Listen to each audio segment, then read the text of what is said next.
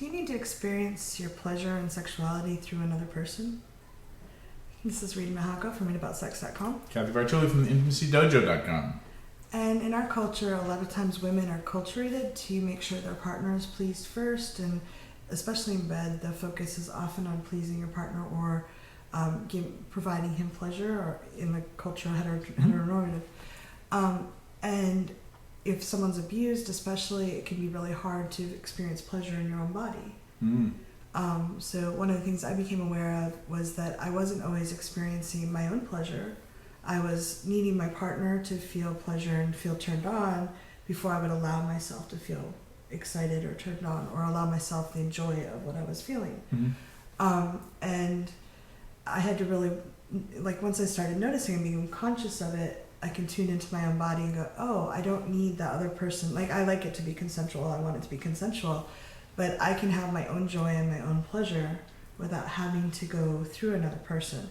And that was a new insight for me. But when I was talking to Reid about it, he was sharing about Esther Perel, who I think is amazing. First I have questions. Yeah. I want to know more.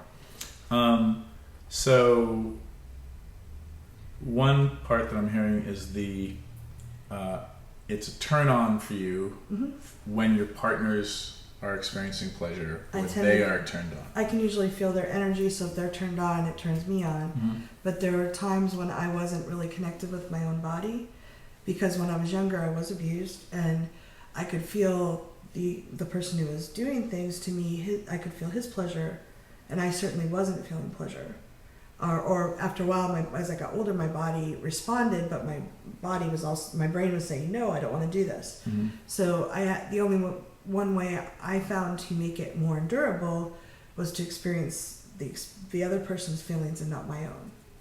Got it. And even as an adult, sometimes it's very intimate to be present with your body when you're with somebody else. And it was easier sometimes to channel through the other person and I would focus on their pleasure and kind of need them, pull them to have pleasure, so that I was permitted to enjoy the experience. Got it.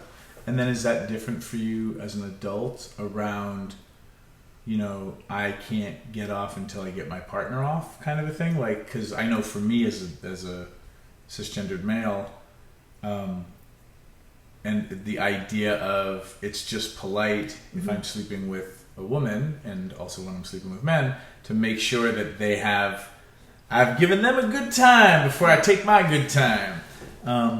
And certainly if I'm sleeping with somebody who orgasm or climax is what we're going for, and they take longer than me, I'm more interested if I haven't climaxed, and so I will often try to get them off first before I'll allow myself to get off. Is that similar, or is that? I think it's a little different. One, I can have multiple orgasms, so I can still. I can't pee standing up very well. It's overrated, trust me. I would take the multiple orgasms. Leave comments below. Which one do you pick? Standing up, peeing, or multiple orgasms? For me, it wasn't so much courtesy or caring about my partner. It was I would need my partner to have pleasure for me to be allowed to have pleasure. Got it. And so I needed them to be having a good time, which puts pressure. People can feel that kind of pulling energy, rather than just owning my own body and my own experiences and caring about what they're feeling. And where that's really tricky, I would imagine, is if you're sleeping with somebody who needs you to be feeling pleasure, for them to feel pleasure. There's a kind of, that can be pretty messy. Things grind to a halt. Yeah. And I think once I was aware I was doing it, I could just take a breath, and I like to feel my body, wiggle my toes, feel my ankles, just get myself back in my body and remember that the experiences I'm having are actually mine.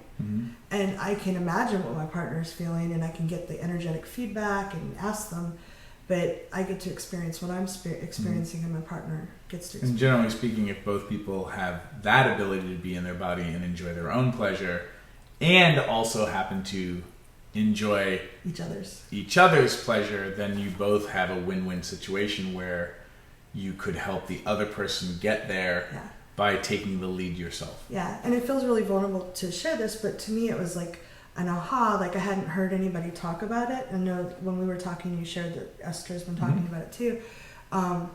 But I want to help other people be conscious of what they're doing, and if this is something you're doing, just being aware of it can change the dynamic.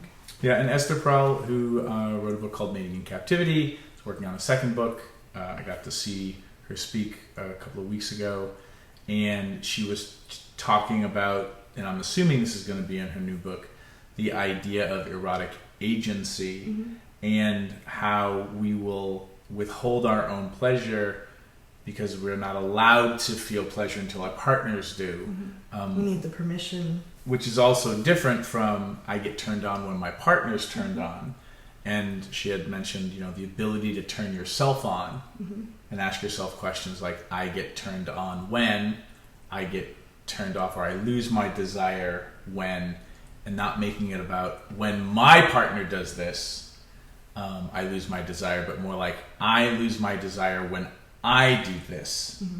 And it was really, because I'd never heard anybody talk about these things, and then coincidentally you had this epiphany. So these are interesting, deep thoughts, and can be really, really vital just for you navigating your own inner self, and being able to have more expression and coordination in the bedroom for your own good. Yeah, and when you had actually talked about when people touch and kiss, a lot of times they're trying to please their partner, and you have this really cool exercise where you have people either touch themselves or with a partner where they're trying to please versus pleasing their fingers or their mouth, and then have both people trying to please and then both people trying to please themselves.